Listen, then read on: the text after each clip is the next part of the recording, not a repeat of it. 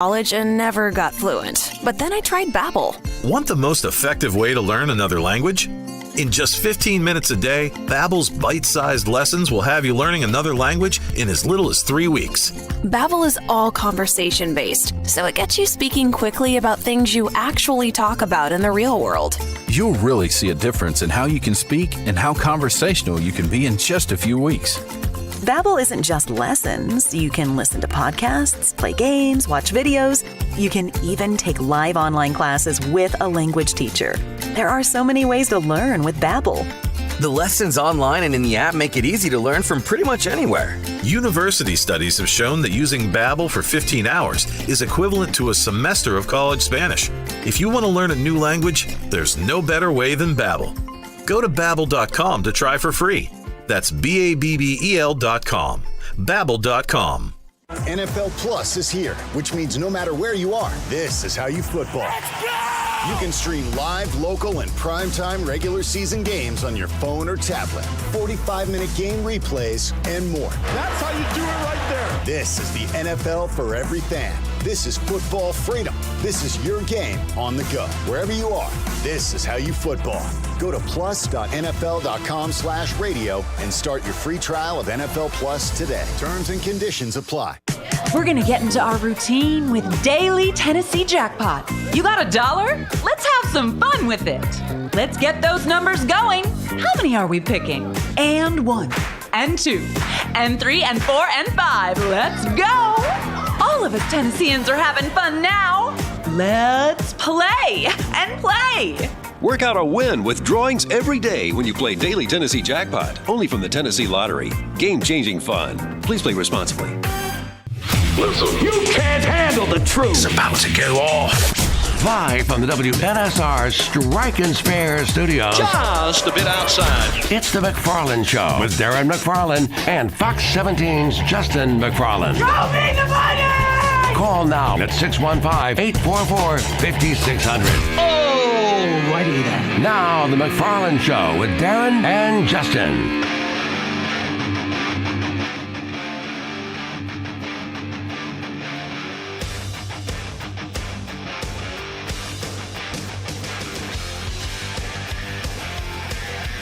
And a good Tuesday afternoon to you, and yes, it is time for the McFarland Show here on WNSR. Darren and Justin here live at the Strike and Spare Family Fun Center studio. Yes, sir. 2 hours of a lot of stuff to get to. We'll get to our man Vince Ferrara coming up in about 15 minutes or so in Knoxville at the Sports Animal. Usually comes on Mondays. Yesterday he was filling in for the afternoon show there on the Sports Animal, so he'll join us today. And we'll talk all things Vols. They are down in Starkville, Mississippi, tonight to take on the Mississippi State Bulldogs. So we'll get into all that with Vince. At 3 o'clock, we'll start the second hour. Head back down to Jacksonville and find out what it's been like for Tony Smith and everybody covering the Jags after the improbable comeback after being down 27-9 to nothing, and getting a feel for the comeback that was. And speaking along those lines, it looks like the L.A. Chargers are not going to move on from Brandon Staley. Nope. Instead, they're just going to fire other coaches and blame them and not blame the head coach. Sometimes it's cheaper to keep, well, you know. It's just well, you just laid it out yesterday that I did. He's one of the cheapest coaches out there. $4 million a year is what the head coach of the Los Angeles Chargers. So just think about the $4 million and listen. There very few people under the sound of our voice this afternoon wouldn't not like to make $4 million a year. I mean, everybody's taking that. However, you're in the National Football League and you're living in Los Angeles, California. So that $4 million doesn't quite go as far as other places. No. So it's honestly less than that, really. By the time you add everything up out there in Los Angeles, you should get paid extra just for coaching in Los Angeles. No and there should be, they do have a higher minimum wage out there just because people can't live on $725 in L.A. And the head coach of the Chargers is making $4 million a year. Keeper to keeper. Highest state taxes in the country, right? Yes. Yeah. and fees on everything. I think they're going to charge for breathing next week. I have to look into that. I know one time when I visited out there, we went to the grocery store because we were staying in a flat, they call it, in San Francisco, up on one of the hills. Yeah. Overlooking everything. It was beautiful. Sure. Went to the grocery store, and they charged us for bags. Yes. We're like, what? Yes. How many bags would you like? Yeah. Yes, that's they in there. Charged us for the bags. That's included. To bag our groceries that we just bought from your store. Yes. Okay. Gotcha. Didn't know that was a thing. Part of the thing. Yeah. So they have fired their OC, Joe Lombardi. He's out.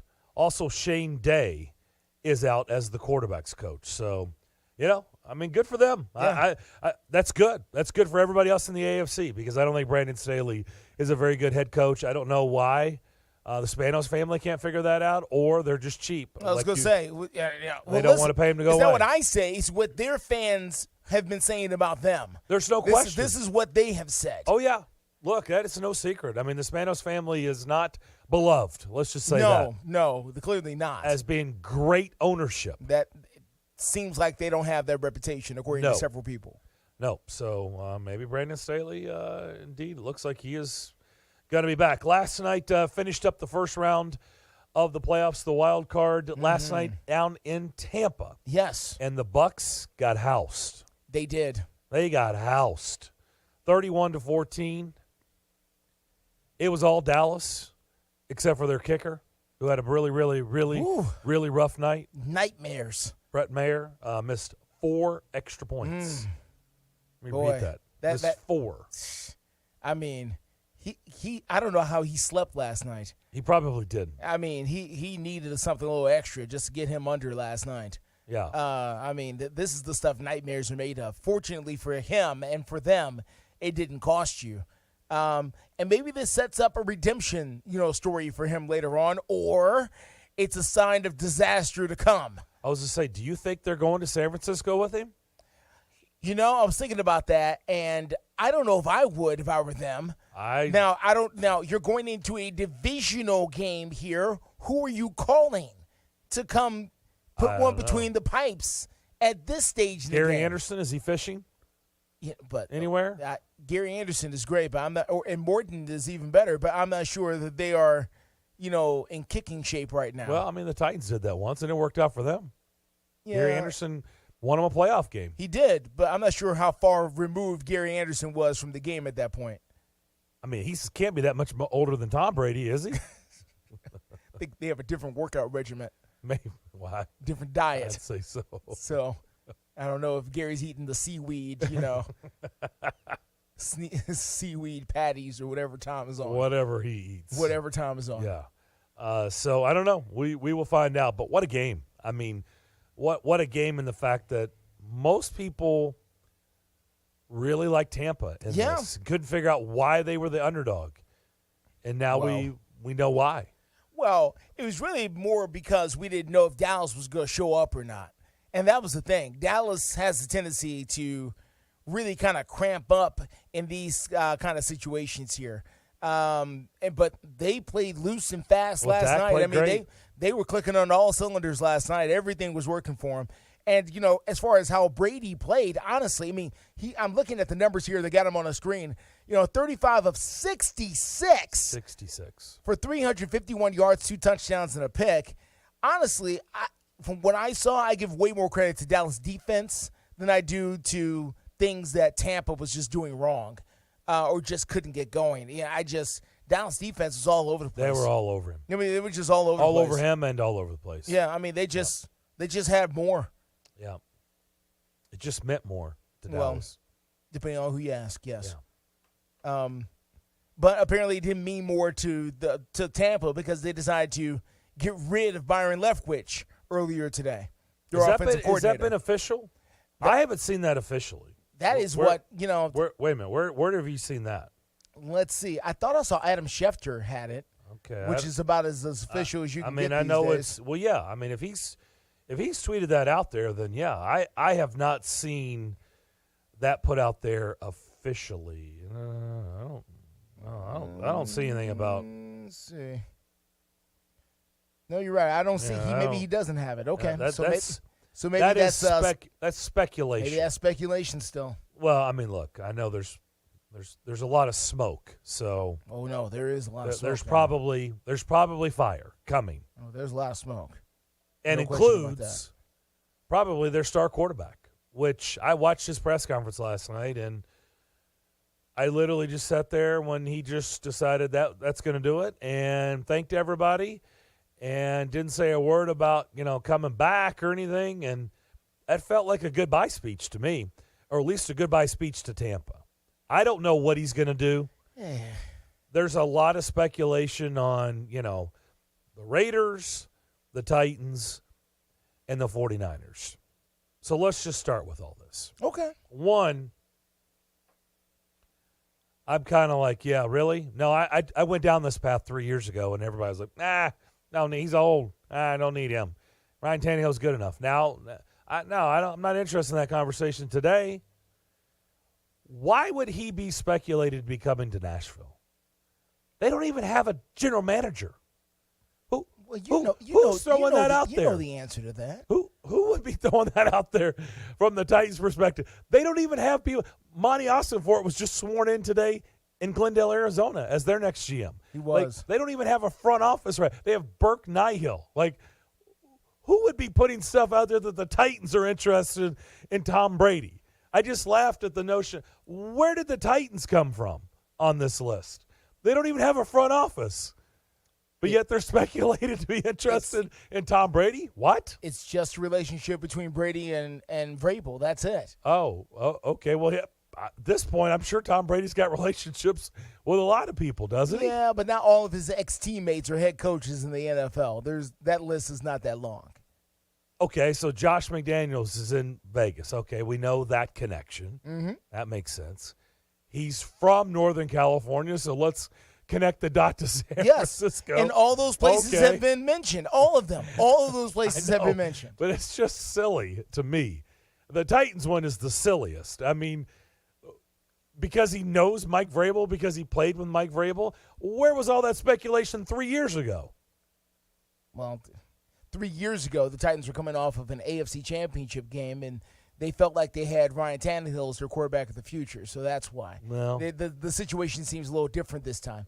Maybe they should have rethought that. I mean, it's right here on. Listen, this is CBS Sports HQ an hour ago.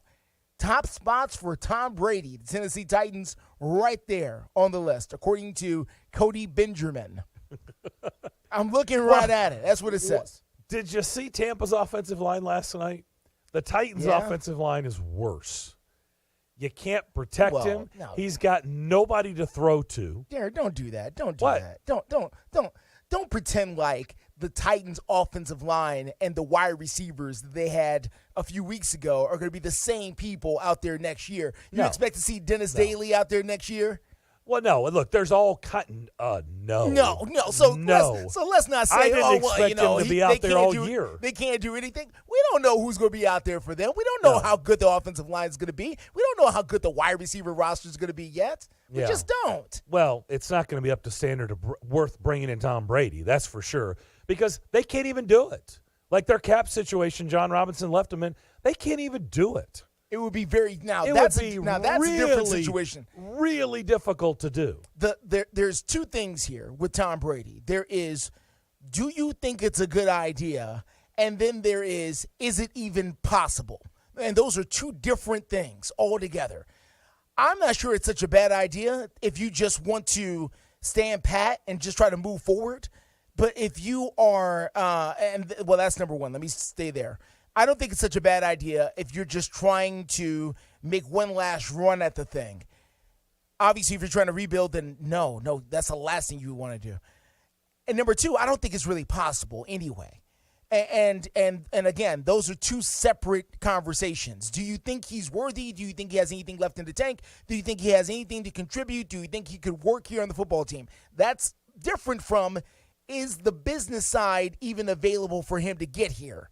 And it doesn't seem like it is. It seems like it's a really small, tight window and a lot of moving pieces to get him here. So for those reasons alone, I don't think this would happen. But on the football, on the field, I don't think it would be all that bad. It has a less than 1% chance of happening. Of actually happening. Okay. Less than 1% chance of actually happening. That's fair. So if people want to spend this offseason, which I tried to do 3 years ago and nobody was interested in bringing in Tom Brady, if you want to do that this entire offseason, that's fine, or until he makes a decision on whatever he's going to do, go ahead.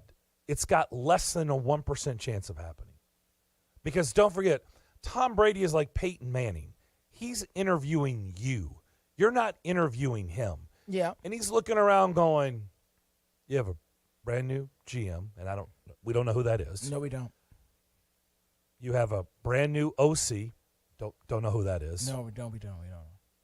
You have major cap issues. You have cap major holes. Yeah. You're void of a lot of talent on the offensive side of the ball. For the time being, yes. And you think I'm picking you.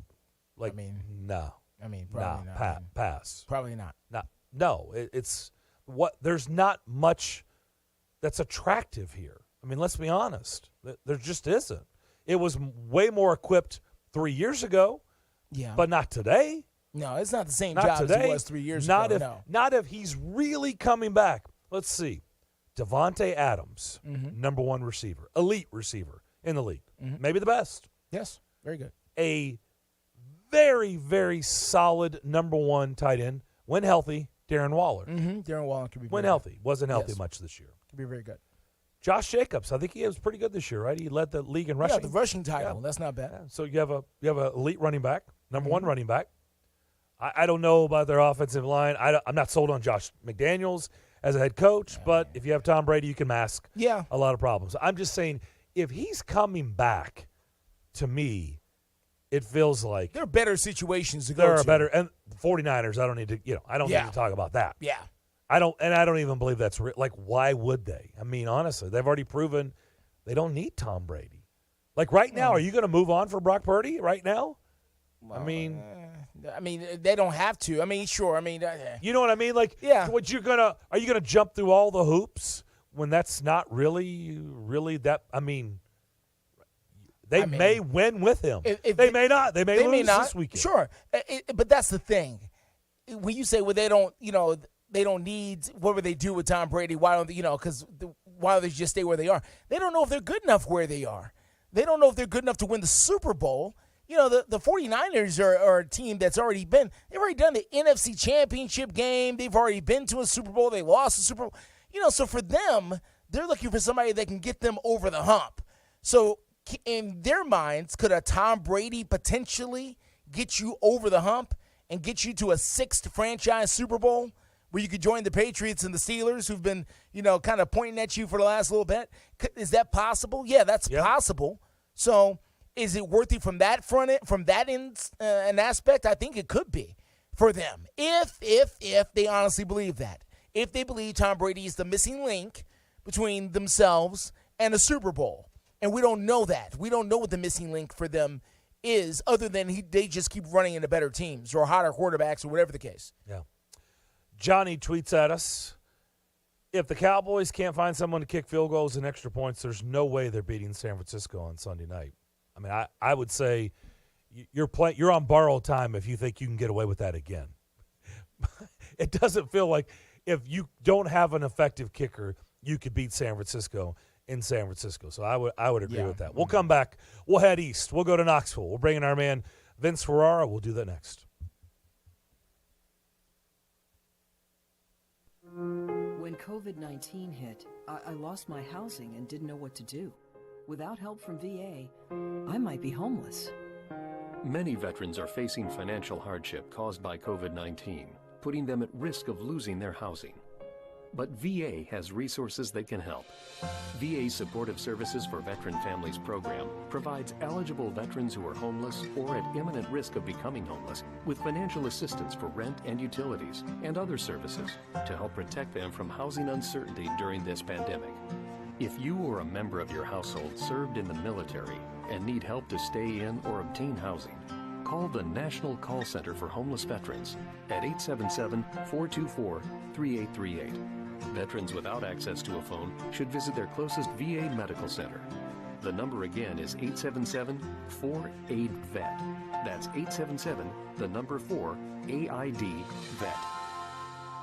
Individuals and businesses with tax problems, listen carefully. Do you feel like you're losing control of your finances? If you owe over $10,000 in back taxes or have unfiled tax returns, we can help you take back control. The IRS is the largest and most aggressive collection agency in the world, and they can seize your bank accounts, garnish your paycheck, close your business, and file criminal charges. Take control of your tax problem now by calling the experts at U.S. Tax Shield and take advantage of the Fresh Start program and new laws that may allow us to negotiate a settlement for the lowest amount possible. Our team of tax attorneys and enrolled agents can stop collections and get you protected so you can take control of your financial future. U.S. Tax Shield offers a price protection guaranteed quote to get you protected today. U.S. Tax Shield is A+ rated with the Better Business Bureau, so call now. 800-785-9132. That's 800-785-9132.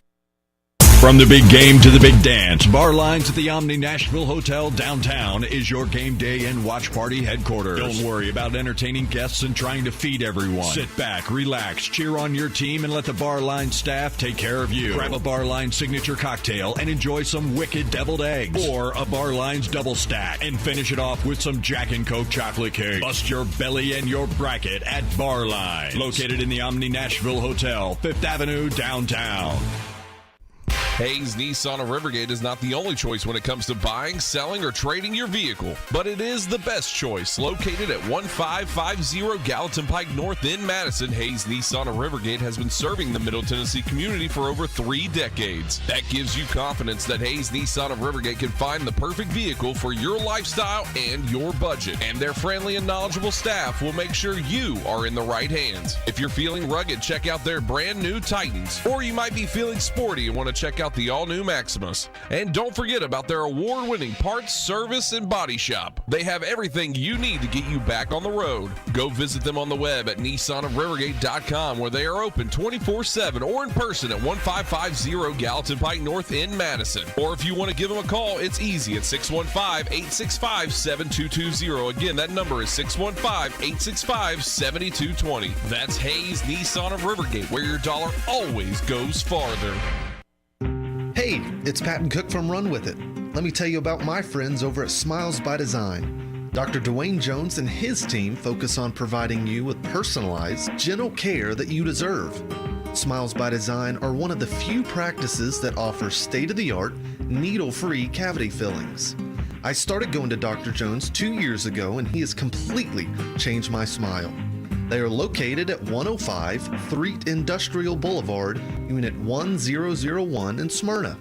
You can visit their website at drdwaynejones.com for more information, or you can call them at 615-355-1033. Again, their number is 615-355-1033, or you can search for them on social media at Smiles by Design. So be sure the next time you're looking for dentistry services, give my friends over at Smiles by Design a try. And don't forget to tell them Patton sent you. When was the last time you did something fun with family, friends, coworkers, and clients? What if I told you about a place under one roof that offers affordable entertainment for all ages? That's what you'll find at Strike and Spare Family Fun Centers in Donaldson, Hermitage, Tusculum, Hendersonville, and Murfreesboro, with bowling, games, food, drink, and entertainment for all ages. Enjoy an enhanced experience in Hendersonville or Murfreesboro, where they feature additional fun with bumper cars, laser tag, roller skating, and more. All locations are open 7 days a week, including holidays. Visit online at strikeandspare.com. Strike and Spare, where fun is bowling. It's a Bill King Show.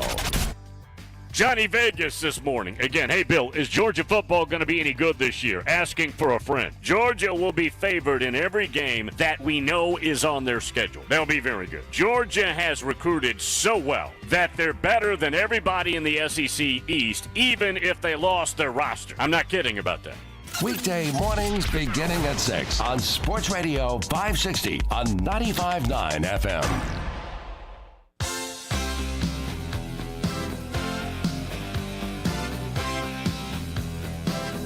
Back here on the McFarland Show on this Tuesday afternoon. Let's head east.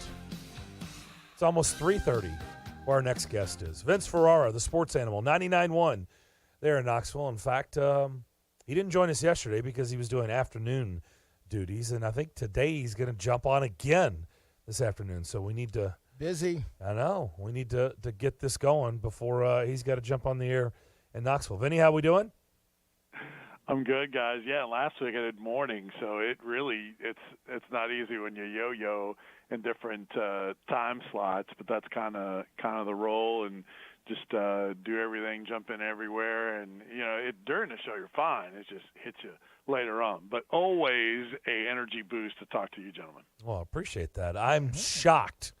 We've got a caller that goes by the handle of Volboy. He called in Friday and asked who was going to win if Kentucky could beat Tennessee, and all I did was laugh. I didn't even answer the question. I just laughed. So I can't believe he didn't call in yesterday to give me grief over that, because I then went on to say, have you watched Kentucky this year? Like, they're awful. Like, they just lost at home to South Carolina. Tennessee beat South Carolina by about 45. Like, no, they're going to get housed. And you know what? Clearly I was wrong, because Kentucky was the better team. I mean, Tennessee didn't play well. Like, we can all say that. You have to give Kentucky some credit, but I mean, the missed layups, being out-rebounded as badly as they were, that's the Kentucky team I haven't seen this year. At times they've looked disinterested. They didn't look disinterested on Saturday morning in Knoxville. Not at all. And the key there in the question posed to you was can they? Sure.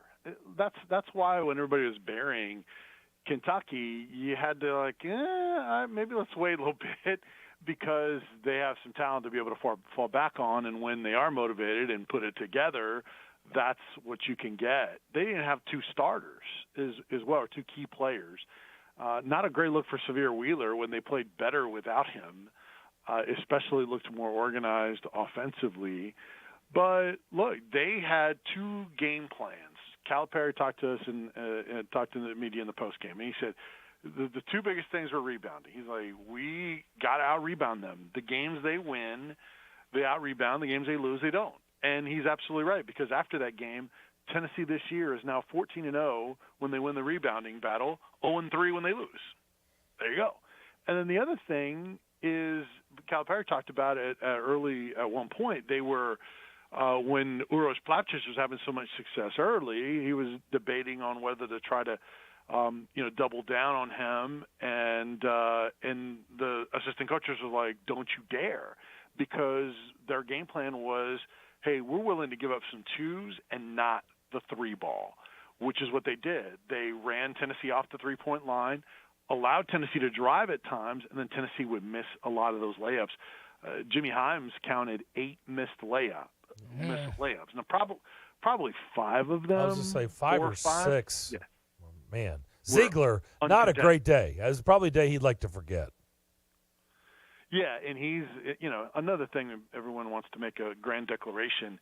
He didn't practice this week going into the game because he's been dealing with a knee issue. So, but he still, played during the game. But yeah, he missed a couple of those layups that were key in both halves, and so Kentucky was smart. Now here's the thing: other teams are going to try to use that against Tennessee, and what's their answer if everyone else is going to try to run them off the three-point line?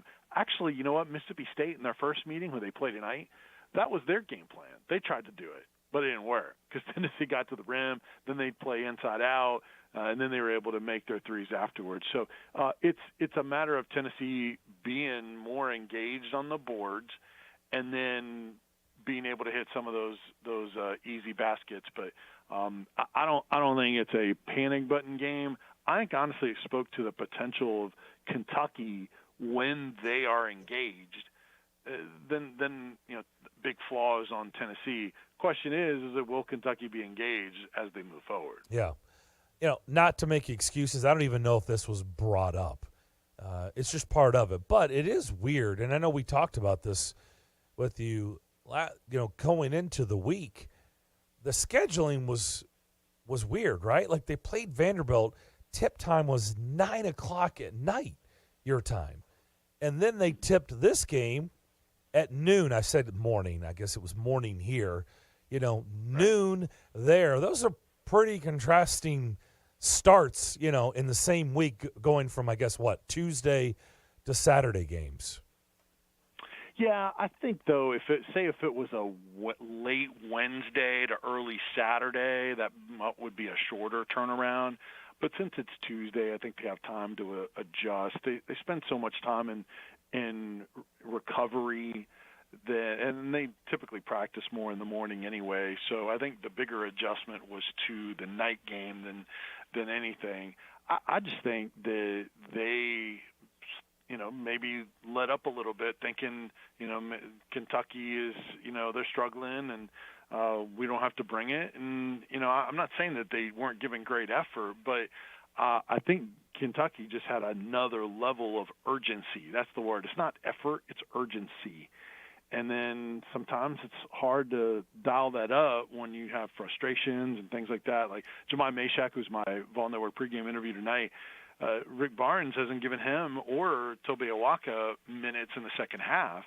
And he said on Mashak, well, he's getting sped up right now offensively. So we can't have that. He's got to slow down. So each guy has something individual, and if there's one little breakdown, you're not going to look good. And here's another thing with the rebounding part of it. If people talk about, it's just effort, it's just want to. In a lot of cases it is, but it's not the total story. Jay Billis did a sit-down, a film room with Rick Barnes, and one of the things they discussed was a play where part of the strategy is getting the shot off when there's a switch to a small defender on a big post for Tennessee. So he's in rebounding position. If you're not taking the right shot, then you're going to have guys out of position, and then teams can get rebounds and get on the run. But look, this Tennessee team has rebounded great all year. I think they'll be fine from that standpoint. They just need to do some of the things that they were doing really well, play inside out and make those baskets around the rim and finish. I need to do that better, and I think they should be okay. Vince, I wanted to ask you about what the Vols pride themselves on. It seems to be defense is the way I would describe it. They seem to play very stingy, and they just want to not give up points. They don't seem to be in the mindset of outscoring teams. They seem to be more of the mindset of trying to stop teams. Is that how you see it as well? Totally. And Justin, when we're in the postgame or just in any avail with Rick Barnes and you ask about things offensively, a lot of times Rick Barnes is going to turn that back to defense. The guy's shots aren't falling, and he's going to talk about the defense. Like Olivier Kamwa is that way. And when Olivier Kamwa had those two really good games where he was 15 of 15 from the floor, and by the way, they need that guy back because they haven't had him the last couple of games. But Rick Barnes talked about, it's actually the defense, because he was more worried about his defense instead of whether his shots are falling. But it came more natural for him on the offensive end because now he's not overthinking that side. And so he does connect it. And look, when they play great defense and they turn teams over at a higher clip than they did against Kentucky, they can get out and run and get easy baskets in transition instead of always being in the half court. So with this team, everything is intertwined, and absolutely when they're scoring a lot more, a lot of that is being generated from their defense, and that's why Barnes harps on it, and that's what their base is for everything. Interesting. Defense creates the offense. This game coming up here, not tonight, and I know the Vols will keep going here, but does the rematch against Kentucky coming up on February the 18th, does that get a special circle for some of the Vols players, you think, now after this? I would think that there would be that urgency would be elevated to get back at them. There's been times where, that's for athletes that is a motivation and, hey, look, we didn't play well against them the first time. Well, if that's the case, though, they also need to be alerted by when some of these other teams like Mississippi State come back around a second time. The other team is going to be motivated regardless of what happened the first time. So they have to be aware that athletes will use it and then rise up. One other really interesting thing on Cal real quick is he said he took away all the players' phones the night before so they wouldn't read all of what everybody was saying and criticizing the Cats program. He said not only their phones, but their iPads, all of that. Took it away. We didn't read any of it. We're just going to get after it. So I don't know if that's something he's going to continue to do. I'd imagine he would keep that going, but that's another thing he credited to is blocking out all the noise, and he went to that extreme. Tennessee will be plenty motivated. They're not going to. Rick Barnes isn't going to take everybody's phones in a little basket they're going to pass around. But I do think that will be a different story, and they've won at Rupp too, so they have that confidence for the veteran players to fall back on. The other thing I wanted to ask you about very quickly is we played some of Coach Barnes and his sound after the Kentucky game on our television morning show here in Nashville, and our news anchor was very quick to notice maybe there was something a little wrong with Coach's voice, and I had to remind her, no, he doesn't always sound like that. He's just been yelling at players for the last 2.5, 3 hours here. How often does his voice get to that level where he was after that game?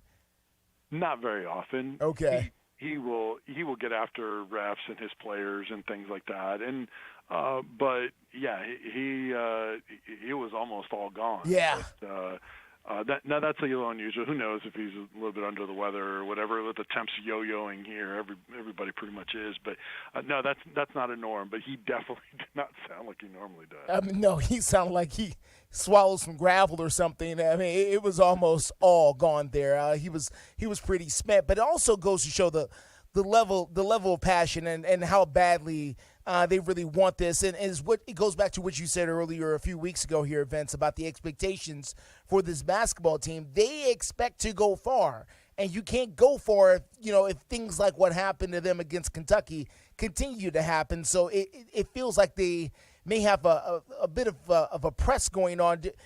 Could that happen? Could this team start pressing and start doing things uncharacteristically for them as a result of something like this? I would be surprised.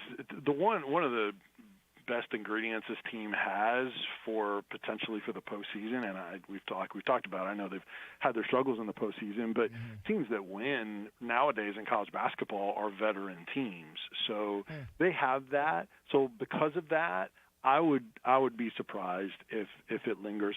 Look, the last time they lost was Arizona, and they bounced back pretty nicely after that. Then when they had the loss to Colorado, bounced back pretty nicely from that also, non-conference, at the win over Kansas and USC and all that.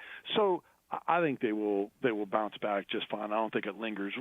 Where the reaction would be, the lingering would be, is some of the criticism we've seen from fans. I mean, this team hasn't really stocked a whole lot, I guess, for some fans. I don't want to speak for everybody because there's plenty that are still going to support him. But there's others that are like, Barnes can't coach and, all this extreme stuff.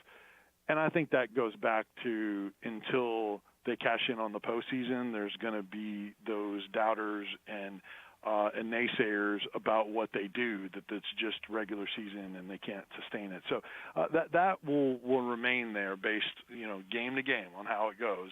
But for the team, I think they'll be fine. I think National Signing Day is 2 weeks from tomorrow. Anything on their front? I mean, is this going to be a big to-do, something to keep close eyes on, or uneventful? No, uneventful. What's interesting, the biggest thing about the signing day, the first Wednesday of February, like it used to be that big day, is the discussion now that Greg Sankey's spearheaded to some degree, that he thinks that the early signing period needs to go away because of how overloaded the coaches are in December, because now you have the element of the transfer portal, you have all the coaching changes. He thinks the early signing period should be pushed back and maybe just have the one, maybe not necessarily in February, but one after the season and after the coaching changes have been done. Boy, what a brilliant idea that is. Let everybody move around in terms of coaches, then sign kids rather than sign them and then everybody moves and takes another job, which I've never been a fan of. But I think it needs to be changed. I think it will, because Sankey's talking about it. He doesn't just throw stuff out there out of the blue. So that's the biggest thing. I don't, other than the transfer portal guy here or there, I don't think or preferred walk on. I don't think you'll see a whole lot. Yeah, I think you're right. It's probably changes coming soon. Vinny, really appreciate it. We'll see what'll happen, these two teams met 2 weeks ago in Knoxville, and the Vols absolutely drilled them. So we'll see what Mississippi State has for them tonight down there in Starkville. Thanks for doing this. Have a great week. Always enjoy it. Thanks, guys. You too. Vince Ferrara, Sports Animal, 99.1 there in Knoxville. 844-5600. Our phone lines are open the rest of the hour as you listen to The McFarland Show on WNSR. From the big game to the big dance, Bar Lines at the Omni Nashville Hotel downtown is your game day and watch party headquarters. Don't worry about entertaining guests and trying to feed everyone. Sit back, relax, cheer on your team, and let the Bar Line staff take care of you. Grab a Bar Line signature cocktail and enjoy some wicked deviled eggs or a Bar Line's double stack, and finish it off with some Jack and Coke chocolate cake. Bust your belly and your bracket at Bar Lines, located in the Omni Nashville Hotel, 5th Avenue downtown. Hayes Nissan of Rivergate is not the only choice when it comes to buying, selling, or trading your vehicle, but it is the best choice. Located at 1550 Gallatin Pike North in Madison, Hayes Nissan of Rivergate has been serving the Middle Tennessee community for over 3 decades. That gives you confidence that Hayes Nissan of Rivergate can find the perfect vehicle for your lifestyle and your budget. And their friendly and knowledgeable staff will make sure you are in the right hands. If you're feeling rugged, check out their brand new Titans. Or you might be feeling sporty and want to check out the all-new Maximus. And don't forget about their award-winning parts, service, and body shop. They have everything you need to get you back on the road. Go visit them on the web at nissanofrivergate.com, where they are open 24/7 or in person at 1550 Gallatin Pike North in Madison. Or if you want to give them a call, it's easy at 615-865-7220. Again, that number is 615-865-7220. That's Hayes Nissan of Rivergate, where your dollar always goes farther. Hey, it's Patton Cook from Run With It. Let me tell you about my friends over at Smiles by Design. Dr. Dwayne Jones and his team focus on providing you with personalized, gentle care that you deserve. Smiles by Design are one of the few practices that offer state-of-the-art, needle-free cavity fillings. I started going to Dr. Jones 2 years ago, and he has completely changed my smile. They are located at 105 Threet Industrial Boulevard, Unit 1001 in Smyrna. You can visit their website at drdwaynejones.com for more information, or you can call them at 615-355-1033. Again, their number is 615-355-1033, or you can search for them on social media at Smiles by Design. So be sure the next time you're looking for dentistry services, give my friends over at Smiles by Design a try. And don't forget to tell them Patton sent you. When was the last time you did something fun with family, friends, coworkers, and clients? What if I told you about a place under one roof that offers affordable entertainment for all ages? That's what you'll find at Strike and Spare Family Fun Centers in Donaldson, Hermitage, Tusculum, Hendersonville, and Murfreesboro, with bowling, games, food, drink, and entertainment for all ages. Enjoy an enhanced experience in Hendersonville or Murfreesboro, where they feature additional fun with bumper cars, laser tag, roller skating, and more. All locations are open 7 days a week, including holidays. Visit online at strikeandspare.com. Strike and Spare, where fun is bowling. It's a Bill King Show. Johnny Vegas this morning. Again, hey, Bill, is Georgia football going to be any good this year? Asking for a friend. Georgia will be favored in every game that we know is on their schedule. They'll be very good. Georgia has recruited so well that they're better than everybody in the SEC East, even if they lost their roster. I'm not kidding about that. Weekday mornings beginning at 6 on Sports Radio 560 on 95.9 FM. Back here on the McFarland Show on this Tuesday. Hope you're having a great day, like we are. Darren and Justin here with you. Devlin is alongside. He's back in the saddle here in the Strike and Spare Family Fun Center studio. Let's go to the phone lines. Let's go to Tony in Nolensville. Tony, what's up? Tony. Good afternoon, guys. Back home, ready to get back on the airways with you a little bit. Missed you last 2 or 3 days, so I've got a couple things to talk about here. One of them is the Brady, all the talk about him. Guys, I've said this before. We don't need the 80 for Brady bunch here. You know what I'm talking about. Is that movie out yet? Not that I'm going to see it. I'm just curious. If it's out yet or not, Maybe out this weekend. It's going to be interesting to see what. You know, it's going to be comical, no doubt. We know that, but it's going to be interesting. But we don't need 80 for Brady here. Okay. Brady can stay wherever he needs to go. We need to rebuild our own selves the other way. But change the subject here a little bit, Darren. You too, Justin. All right. Stackhouse is in a position right now at Vanderbilt, we're talking basketball, that they've been in some really close games, playing hard, couldn't get the W. But then Saturday rolls around, a lot of stuff transpired during the game. I did not see it. I've seen the highlights and whatnot from it. We had Kevin Ingram on the show yesterday talking about it. Mm-hmm. You must have, because you're out of town. I missed that because I was on the road coming home. And so anyway, guys, with the win Saturday, and then you got Bama coming in, a team that's hurting because of losing the player and the tragedy that's all transpired down there. They need to get this W tonight. They need to start showing their face and taking these opportunities, playing at home, and secure this victory. They just need to. I know that Alabama's a good team. Alabama's hurting right now. But Vanderbilt and Stackhouse need to string some things together with a new phrase now, start stacking some wins. Well, this would be a good opportunity to get 2 good wins back-to-back. What's y'all's take on that? Hey, Tony, you know what? You can listen to us on the road the next time. We've got an app and everything. You can listen to us. That. Okay. Yeah, I could, but Okay. I had to give my wife some peace of her mind, and we were just riding back. We just had a long, stressful 3 or 4 days. Oh, okay. And, Understood. Okay. Sure. And I had to go through some things. I just said, well, I'm going to stay off the airways, not call in, not do anything, just spend time, do the wife thing. You know what? I got you. Oh, yeah, I'm man. sorry. I was trying to be cute and funny. no, I didn't no. realize you were why you're out of You know town. what? I loved it. I appreciate the light humor there. It's good. It's all good. It's all good. There's no bad animosity on nobody's part. Okay. All right. Well, But I wanted to get y'all's take Yep. on that and see what y'all think about okay. that. All right, We will Tony. talk about it. Good to have you back, Tony. Thank you. Thanks, guys. Alabama is an 8.5-point favorite tonight. We talked about this yesterday, as I Yeah. mentioned, with Kevin Yeah. Ingram.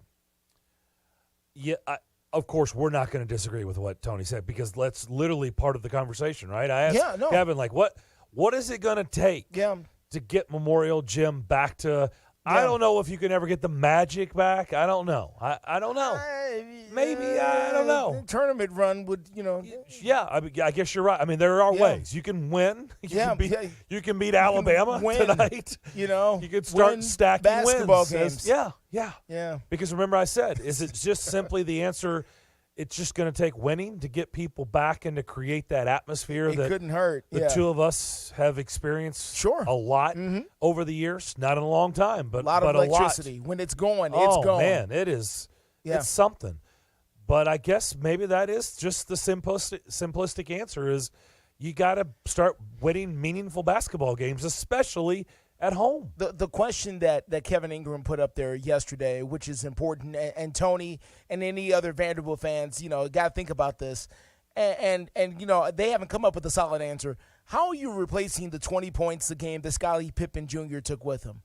And when Kevin said that yesterday, I just hadn't really given it a lot of thought about the scoring gap that he took with him when he left, and the fact that they're still floundering around a little bit, trying to find some points, which can really be the difference in this game. And not just points, but on the floor leadership, guys who can create their own basket here. And when you need a bucket, who can get a bucket for you? Guy. A go-to guy. Yeah. And they're still looking for that. And to Yeah. me, until they find that guy, they're going to have a hard time beating really talented teams on a consistent basis unless somebody there can emerge. Yeah. And I don't know who that is, but I'm sure they're looking high and low to try to find him. Well, they just hung 97 on Arkansas, so maybe that's the start of something. Even Kevin says, they slipped into, infinity mode, or all of a sudden they touched that star in Super Mario and just, kept going there. Yeah, but I mean, they need to your point. I mean, they had 82 in a loss to Missouri. Maybe they're starting to get they're getting a good feel, right? Maybe they're starting to get more consistent scoring. But you're right. I mean, today's game, I know Tennessee tries to do just the opposite. They don't have a problem They have a dragging different philosophy, you though. They want to drag you to the deep end of the pool, right? And try to win 59 to 55. Yeah. They don't have any problems with that. Yeah. But to your point, I think Vanderbilt would like to maybe get up and down. Yeah. And not be afraid to get up and down with you, right? That would be Make it consistent fun, with too, Jerry which is Stackhouse another is, reason Yeah. to show up, right? Mhm. Having fun. Well, they Fun got- team to watch. We were asking about tickets the other day. I saw a tweet from them. Tickets are $10. Yeah, that's just a shame. Alabama's this should be a game that should be a hard ticket. Yeah. But all right, let's go to I said I can't believe he didn't call in yesterday and give me grief. I thought about Vol Boy. He's on the line. Vol Boy, what's up? Hey guys, how y'all? Good. First of all, I want to say the dynamic duo of McFarland had pretty bad predictions for the UT Kentucky. I know. Didn't work out. I waited Did for not work out. for you yesterday to give it to me for laughing at you. I was embarrassed after Saturday's game that I laughed at you on Friday. Well, I laughed at your prediction afterwards. Fair enough. Also, you said we were going to lose by 10 or so, or I heard some others say the number 10. But, when there's a way, there's a sheep way. How about that? And that's what Kentucky did, just loaded up to that guy, and we couldn't stop him. We didn't have an answer. And when your most experienced guy underneath is pretty slow, there's not a whole lot of athleticism you can throw at somebody like that. Man, they sure had a great plan. Well, but see out of Mississippi. I'm sorry, go ahead. I was just going to say, I think it was a little bit more than, Sheboy was, player of the year last year in the conference team. He's kind of good. So I don't think you really need a scouting report on him. I think I was blown away at the effort. I think I brought this up with you Friday after I was done laughing of watching this Kentucky team. They just don't seem interested. They seem disinterested, and they don't seem like they have a lot of fight. And that wasn't the case on Saturday. It wasn't the same Kentucky team I had been watching in conference play. They didn't look like they were interested in a fight, and they were certainly interested in a fight on Saturday. And the rebounding was absurd, how much they out-rebounded Tennessee. And then, of course, Ziegler, we just had Vince on. He said he's been dealing with knee problems, and it was not his best game, that's for sure. Too many easy shots missed by the Vols. But, I suspect, Vol Boy, they'll rebound tonight, and they'll probably change the narrative and beat a Mississippi State team down in Starkville, I would think. Mm-hmm. Of course, what the hell do I know? Yeah, right. Well, with one more incident, I wanted to clarify that Jerry, below his stack house, he's already sort of an angry-looking guy. And then he coaches even angrier-looking. Then he's even angry when he throws a clipboard, or his assistants have to restrain him when he's being ejected. So, with all that angry look on him, he resembles a Romulan. Like to look up a Romulan, they have a prominent brow, and they kind of have a perpetually angry look. That's all I was saying, and it's if you want to make fun of me for a bodily whatever, it would be my belly, because that's the biggest thing on my body, unfortunately. Remember that, Jerry, blow his stack house. Okay. There we go. Well, All right. Vol Boy, we appreciate it as always. It worked because they came out in the second half and scored 63. Oh, yeah. It worked. Buckets. Look, if you watch him as a player, he was a competitive son of a gun. Oh, yeah. He was. Man. That guy, you just don't lose that. Just when you stop playing, you don't lose those juices. You don't lose. That's how he's wired. Which is what I try to say about Mike Vrabel at times. Yeah, no doubt. You do remember, yes, Mike Vrabel was an NFL linebacker for 15 years. 15 years at the highest. He went to Ohio State and then played in the NFL for the Steelers and the Chiefs and the Patriots. And Jerry Stackhouse went to North Carolina, right? Right, kind of a blue blood. Yeah, basketball it's kind school. of a big deal. The highest level of college basketball you can play for the most successful coaches Especially that when you he can play played. for. Yeah. Then went to the NBA and played in the era where you had to deal with Michael and Kobe and and played them. for a long time. How long did he play in the NBA, honestly? 20 years. I was going to say, was it close to 2 decades? It's close to 2 decades Yeah. with a lot of teams and a lot of coaches. He's played at the highest levels of his sport for a very, very long time. And you just don't lose that. That competitive edge that he played with to last whatever it was, 2 decades in the NBA, and play at the high level at North Carolina, you just don't lose that when you put on a suit. No, no, not at all. And you're underneath the basket. Not at all. Okay, you don't lose that. I always marvel at coaches who are former players, especially when some of the other people who maybe weren't around and they don't remember. I don't, and we got a touch of a time. My father told me he remembers Steve Spurrier as a player. I never remembered Steve Spurrier. When I met Steve Spurrier, he was the head coach of Florida. So to think, I was like, Steve Spurrier, he was like, yeah, he was a player. He's a Heisman Trophy winning quarterback. Pretty good. What? Yeah. But you don't know them like that. You just know them as the docile guy you see on the sideline with the visor on. Yep. Let's get one more in before we get out of here this hour. Eric yes. is in Nashville. Eric, what's up? Well, hopefully I can get to it quick, guys, because I had several things I want to talk about last night's game. First of all, about Brady. No way in the world he's coming here, guys. We don't have the offensive line or the weapons. Maybe 4 or 5 years ago, but he's not coming now. Guys, I'm not surprised the Cowboys won. I did not expect that score. I thought it was going to be close, like 24-20, low scoring. But, hey, guys, you got to give Dak Prescott credit. After 0-3 in his first couple of drives, he was 25-30 and got rolling. It's probably the best game he had this year.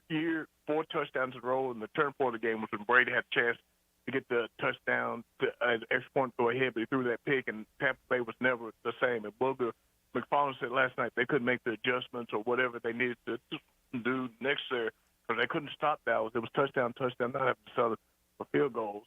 As far as Meyer, guys, he actually entered the game already with the miss in the last game against Washington, so he had missed 5 extra points in a row. But I don't know if you get another one this late in the season, guys. But if Dallas can play like they did last night, they certainly have a chance against San Francisco. I don't think they'll do it due to the fact that they're playing on the short week, and San Francisco will have an extra day playing on Saturday. So that they hurt the Cowboys. But we'll see what happens, guys. Y'all take care, and we'll talk again soon. Thank you, Eric. I don't know if you've picked up on this, but the McFarlands are taking over the sports world. I'm just saying, man. We're here. You turn we're there. on Nashville radio, you've got McFarland's. You turn on ESPN television, you have a McFarland. I mean, we're taking over the sports world slowly. We're but here. surely. We're there. We're everywhere. So beware. You cannot get away from the McFarlands. In fact, we're coming back for another hour. We'll head down to Jacksonville. We'll get the reaction. What was it like? That comeback, do they have a chance to keep the upsets coming? Tony Smith to kick off the second hour. That's next.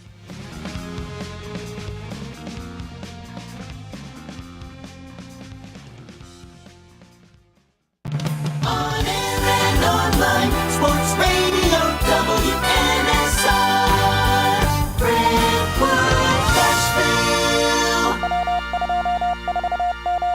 ABC News, I'm Tom Rivers. More information coming to light about a MAGA Republican blamed for gunfire outside the homes of Democrats in Albuquerque. A failed Republican candidate in New Mexico is under arrest, accused in what authorities describe as a series of politically motivated shootings targeting Democratic lawmakers. He's an election denier. Police in Albuquerque describe Solomon Pena as the mastermind of 4 recent drive-by shootings at or near the homes of county commissioners and state legislators. ABC's Andrew Dimbert. China's economic growth fell to its second lowest level in at least 4 decades last year, under pressure from zero-COVID policies that were recently lifted. Jury selection beginning today in a class action lawsuit trial on behalf of investors who owned Tesla stock in 2018, the time when Elon Musk tweeted that he lined up the financing to take Tesla private. The buyout never materialized. This is ABC News.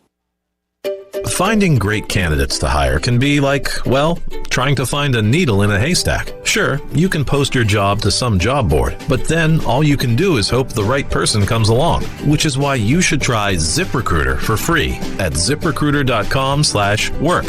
ZipRecruiter doesn't depend on candidates finding you. It finds them for you. Its powerful technology identifies people with the right experience and actively invites them to apply to your job. You get qualified candidates fast. So, while other companies might deliver a lot of hay, ZipRecruiter finds you what you're looking for. The needle in the haystack.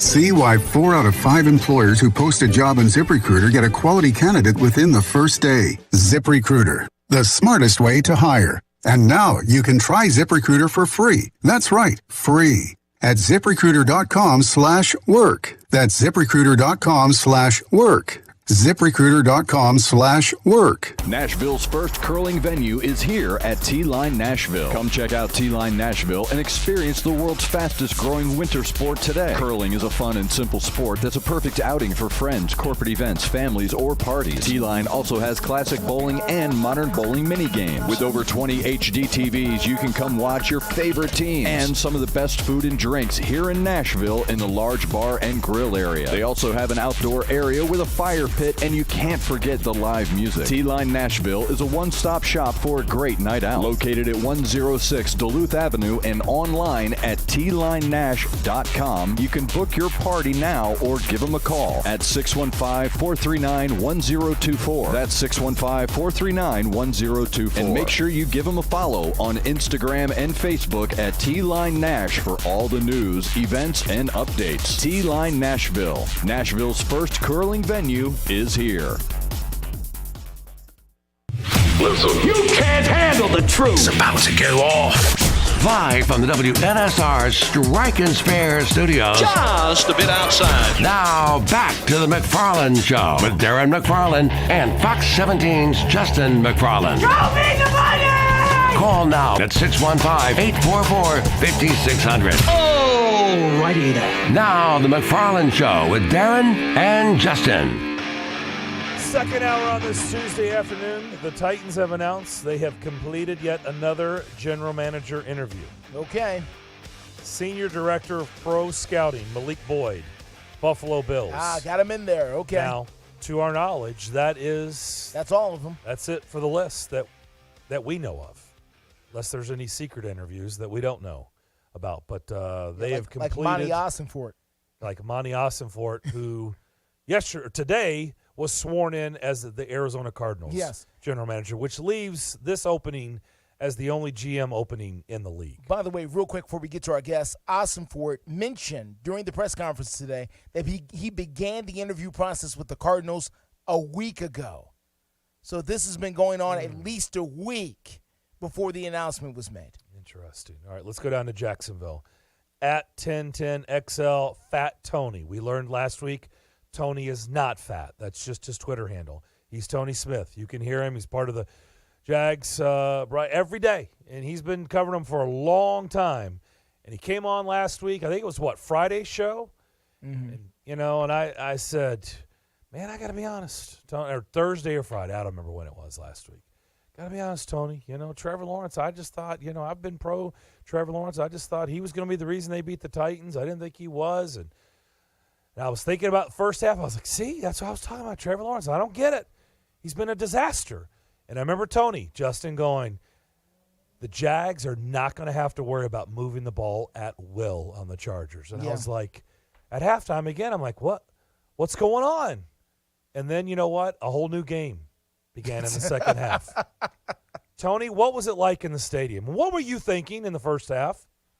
It was a madhouse, and honestly, I don't think the city has taken that deep breath and exhaled yet, right? From the excitement of being in there, it's stunning to me how few people left, right? When it was 27-0, and then they get the touchdown right before halftime to get it to 27-7, and it's like, okay, maybe they get the ball to start the second half, get a score there and see what happens, right? Like that was kind of the attitude once they got the touchdown going into the halftime locker room. But I was interacting with fans during that first half, and look, you'd have to be blind not to see all the TCU jokes that were coming in, right? That kind of thing going on. It was an embarrassing effort in the first half, and the 4 interceptions from Trevor Lawrence. And I was interacting with fans and telling them, look, I hope that you can laugh when you get through all the anger about the jokes that are going to be thrown your way and move past all that. Then the second half happened, man, and it is a city that has not stopped rejoicing from the moment that game ended. It's been unbelievable. Yeah, and here's what's amazing about today's game, just to show you we're in a different era of football. The Titans sacked Joe Burrow 9 times last year at home in a playoff game and lost. Yeah. Trevor Lawrence had, 4 picks? They had 5 turnovers in the first half at home and won a playoff game. That's amazing. Like, there was a time and a place in the NFL, if you had those things going against you, no chance you're winning, right? Look at Dallas last night on the road. 4 missed extra points, and it had no bearing on the game whatsoever. No, it's a big-time who's your quarterback kind of league, right? And that's what was so frustrating about the first half of that game on Saturday night. And what the Chargers' game plan was defensively coming into that game was absolutely fantastic. They would, as you do, in a game, you'll send a man in motion, and you're trying to figure out the tell on, are we facing man or zone, right? Like, that's essentially what you're doing when you're moving men in motion before the snap. And the Jags would move a man in motion. Defender would chase him across the field. So it's like, okay, we're getting a man look. And after that, the Chargers defense would adjust, and it was zone, right? And it was confusing Trevor throughout the entirety of the first half. He would come to the sideline like, what happened? That was not the coverage they showed, right? And then they made the adjustments at halftime, got that score late, and everything turned around. And kudos to the defense, too. I mean, you turn it over 5 times in the first half in that game against that offense that the Chargers have, and they only scored 27. Like, it's kind of miraculous that was all that they got off those 5 turnovers in that first half. And if it had been much more, then the Jags aren't winning that game anyway. It was both sides of the ball, but the offense in the second half, they knew coming out of the locker room, we got to get points, no more empty possessions. Just can't afford to have it, and they didn't. They were perfect. How stupid was Joey Bosa late in that game, and what were you thinking when he did that? It's, I thought the officials in the game, honestly, were just not very good. He didn't think so either. Right. But it was going both ways with it, that they weren't very good. And I don't know what the official was doing running up to Joey Bosa after Joey said whatever he said to him, right, to get the first personal foul. And Joey's walking off the field, and the official runs back to get in front of him to confront him again. I'm like, what are you doing, dude? Like, this is an NFL player. He said what he had to say, move on from it, and then he drew the flag for the unsportsmanlike conduct. The helmet thing, I think, is as funny a moment as there was in the week in this wild card weekend. I mean, I don't know that I've seen a whole lot of NFL players slam their helmet on the ground. The coach is trying to pick it up before the official notices and give it back to him, and he just slams it again. It's like this guy has completely lost his mind in this moment, and obviously that wasn't doing anything to help the Chargers' case, and it's kind of a picture of what the Chargers did in that game. I mean, they kept going to Herbert on the sideline, and you could see it halfway through the third quarter. He's looking at it going, like, what is happening in this game right now? And, for Chargers fans, I can't even imagine, right? Like, being on that side of that kind of game, I cannot imagine. But that the Jags had the gumption really to come back. And, look, we've talked about it all year here in Jackson. Well, what is it going to look like for Trevor Lawrence to, quote, arrive, end quote? And we came in on Monday. It's like, is that what it looks like? You got a quarterback that's good enough he can throw 4 interceptions in a playoff game and win the game, right? Like, how many quarterbacks in the league are even capable of that kind of effort? Trevor Lawrence is one of them, that's for sure. I want to know from you, Tony, like, you understand this better than anybody. I mean, the Jags have been the butt of a lot of jokes when it comes to the stadium and the tarps and, the conversations we've had over the years. Hell, I've been to games there. The lack of attendance, and basically the only thing anybody talks about is the pool. And now it's, going back to when we had you on before the Titans game, and you set the scene, and it's been crazy, and this whole Duval thing. I mean, it's like everything has changed. Like, how crazy right now is the city about the Jags? It's wild.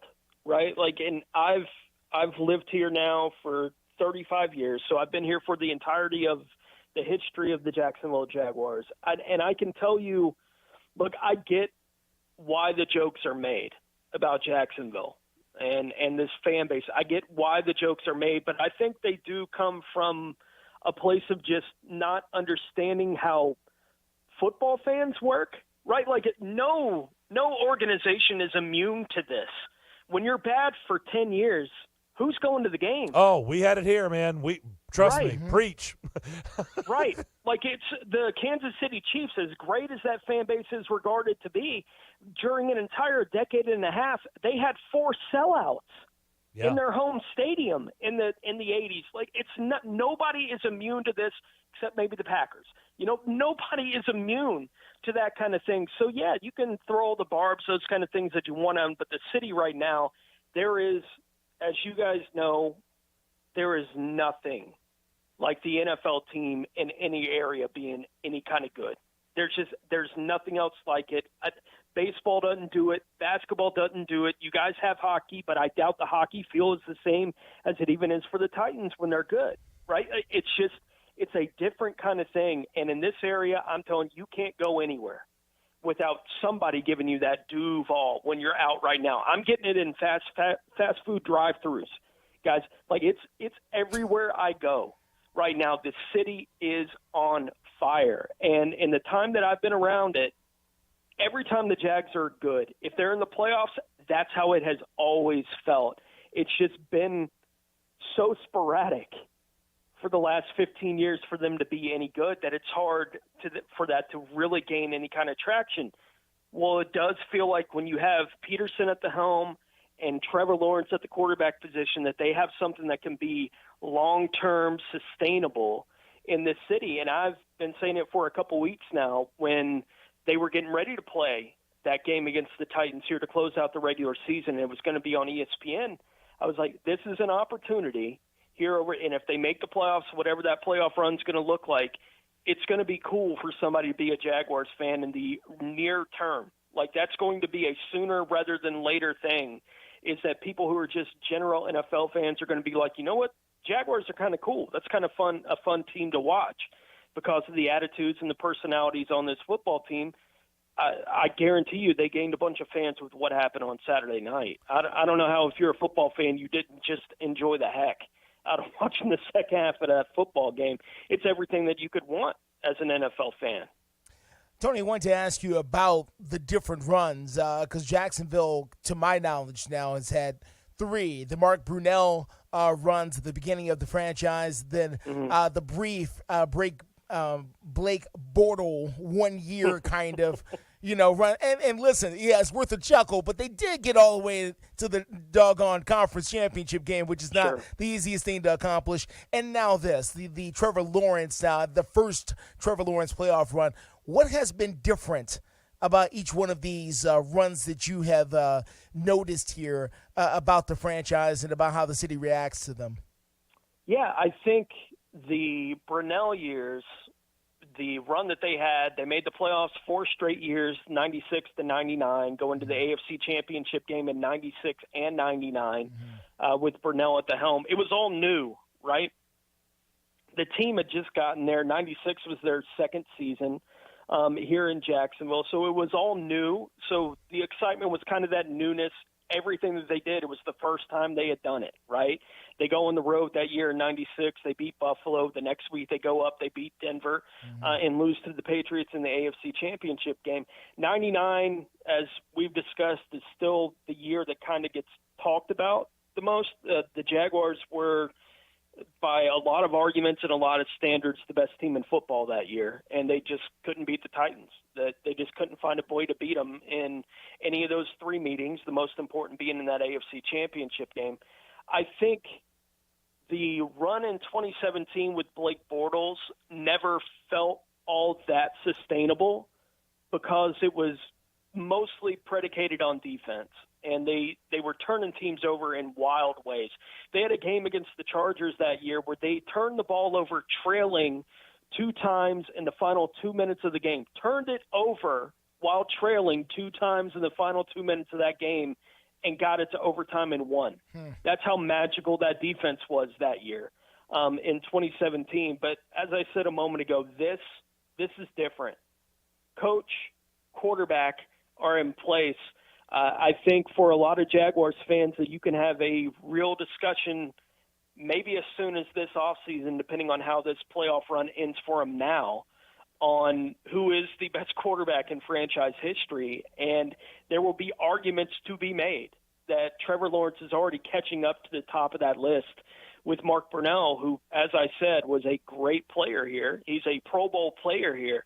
But this does just feel different, that this is going to be around, and especially with the way the league works now, even compared to the late 90s, this feels like something that could be 15 years, right, of having a quarterback that gives you a chance every week to beat whoever you're playing on the opposite sideline. Tony, I also wanted to ask you about the bigger picture for Jacksonville and what a run like this could mean to the franchise. We know that there's been talk about getting a renovation for the stadium down there for a little while. Also, and I can just speak very passionately about this, I know there's at least 2 Jacksonville Jaguars that I could name that, in all honesty, just straight up belong in the Hall of Fame, period. I mean, it's just not even to me, it's comical to even think that they're not, Jimmy Smith and Fred Taylor. What are you talking about? Of course, these are Hall of Fame players, and I think they're being punished in part because of where they played. How does a run like this help to elevate the profile, you believe, for the franchise? It's kind of a combination of the whole year, right? Like you mentioned the Hall of Fame stuff. Tony Vaselli became the first Jaguars member in the Pro Football Hall of Fame this year, and the fan base traveled to Canton, right, for that moment. Like there were thousands of Jaguars fans that went to Canton, Ohio to be a part of that. And this whole season has kind of been a continued celebration of that for these Jaguars fans. And you're right, Fred Taylor and Jimmy Smith are Hall of Fame players. It's ridiculous. And it's ridiculous. Whether or not they'll ever get the serious consideration they should for that kind of platform, they're Hall of Fame players. And at least Fred Taylor's, making the 25-man semifinalist list the last couple of years. And I believe if he ever gets in the room, that it'll be an easy discussion to be had about why Fred Taylor's going to be in the Hall of Fame, which hopefully happens soon. But when you're talking stadium renovations or new stadium, any of that kind of stuff, nobody, the city, like the fans in the city, they don't want to hear about that stuff while you're winning, 8 games in a span of 3 years. It's like, no, I don't want you to have my money, But if you come to them and you say, you know what, we need some help from the public to do a stadium renovation while you got Trevor Lawrence and Doug Peterson going into playoff runs, people are like, yeah, what do you need? That is kind of how those kind of discussions happen, and that does kind of match the feel of the city. Like, I do think it makes it easier to do those kind of things. I'm curious to see what the training center that they're putting together, what kind of impact that may have for them in free agency and that kind of thing going forward with their new facilities that'll be opening up sometime in this offseason. But there's a lot of things that have been opened up, and that was something that happened that basically just happened with the arrival of Trevor Lawrence. And, all these ridiculous talks about the Jags in London and this kind of thing, and every time anyone asked me about it through that whole process, I was like, have you looked at the money Shad Khan is willing to spend on this franchise in the city? There is no indication that he's looking to get out of here. None. He'd be doing the exact opposite of what he's been doing if he had any intention, I believe, in moving the franchise. The Jaguars are going to be in Jacksonville for a long, long time, and he's going to continue to pump money into whatever the football people tell him they need the money for, and we'll see how far that's going to take them now that they have those such important positions in the front of it figured out, it seems like. Tony, on the way out, I saw this stat over the weekend, and I swear I'm not sure if I believe it or if I was seeing things. I don't know. Is it true? Did I see this? Trevor Lawrence has never lost on a Saturday going all the way back to his high school days? That is correct. He's never lost on Saturday. Yeah. Did he never – so when he lost at it was never on a Saturday. It was never on a Saturday. The playoff game he lost was a Sunday game. Oh, my gosh. Well, guess what, never Tony? Lost the football game on Saturday. They play in Kansas City on Saturday. Yes, they do, and you better believe the Jaguars fans know that stat. Wow. Jeez. Yeah. Man. Now I'm really interested to see. Should have known about that before. The Titans never had a chance then. What? That game was on Saturday night. Who knew? Who knew? Why did that stat come up before? Who knew? We could have made a fortune, They Justin. would have been over. Jeez. We didn't know that stat. As soon as they put that game on Saturday, it was over for the Titans. Yeah. So Titans fans, relax. Chill out. Just know there was nothing you could do. Why did that circulate this weekend? A week ago, man. We'd gone national by now with the money we'd have made. Damn it. I mean, Tony, good stuff, man. This is going to be interesting. I'll tell you what, it's fun to watch. I'll say that. Even I know you guys are in the AFC South, and we're not supposed to root for you, but I'll tell you what, I can't wait for Saturday to get everything started in Kansas City. No doubt, and hopefully we have a reason to talk again next week, Yeah. guys. Let's keep it going. Hey, appreciate you doing this. Thank as you, sir. always. Thank you. Tony Smith, 1010 XL down in Jacksonville. Good stuff, as always. Jags and Chiefs kick off the divisional round playoffs this Saturday at 3:30. That game will be on NBC. Chiefs, Jags, and then the nightcap will be Eagles and Giants on Saturday. Wow. Another big weekend Wow. of NFL playoffs. Maybe the best weekend, the divisional weekend, when the big boys. I agree. Sometimes it is. Yeah. All the 7 seeds and all that. I mean, the Giants are still around, but Although it's most going to of be that's hard gone. to top this first weekend. Yeah. Honestly, these games were good. Games really good. Even the games we thought were going to be blowouts were good. Yeah. Buffalo, Miami. All good right, games. Miami actually stayed around, played, actually hung in there the whole time. All right, we'll come back. 615-844-5600 is how you get in touch with us. We're open the rest of the way as you listen to the McFarland Show, WNSR. It's never a bad time to have a good time at Strike and Spare Family Fun Center. And that's exactly what WNSR Nashville Sports Radio will be doing Friday, January 20th, with not one but 2 shows broadcasting live from Tusculum Lanes on Nolensville Pike. That's right, the Greg Pogue and John Burton Show from 9 to 11, the McFarland Show with Darren and Justin from 2 to 4. Both shows broadcasting live from Tusculum Lanes. And you're invited to come bowl, eat, drink, and just hang out with the guys and WNSR listeners and receive a discount on bowling and food during the broadcast. That's Friday, January 20th. The Greg Pogue and John Burton Show from 9 to 11. The McFarland Show with Darren and Justin from 2 to 4. 2 shows, 1 location, 1 station. Broadcasting live from Strike and Spare Tusculum Lanes, located at 5315 Nolensville Pike. Friday the 20th. On the road, on the air, and everywhere with WNSR, Nashville Sports Radio. Individuals and businesses with tax problems, listen carefully. Do you feel like you're losing control of your finances? If you owe over $10,000 in back taxes or have unfiled tax returns, we can help you take back control. The IRS is the largest and most aggressive collection agency in the world, and they can seize your bank accounts, garnish your paycheck, close your business, and file criminal charges. Take control of your tax problem now by calling the experts at U.S. Tax Shield and take advantage of the Fresh Start program and new laws that may allow us to negotiate a settlement for the lowest amount possible. Our team of tax attorneys and enrolled agents can stop collections and get you protected so you can take control of your financial future. U.S. Tax Shield offers a price protection guaranteed quote to get you protected today. U.S. Tax Shield is A+ rated with the Better Business Bureau, so call now. 800-785-9132. That's 800-785-9132. U.S. Tax Shield. 800-785-9132.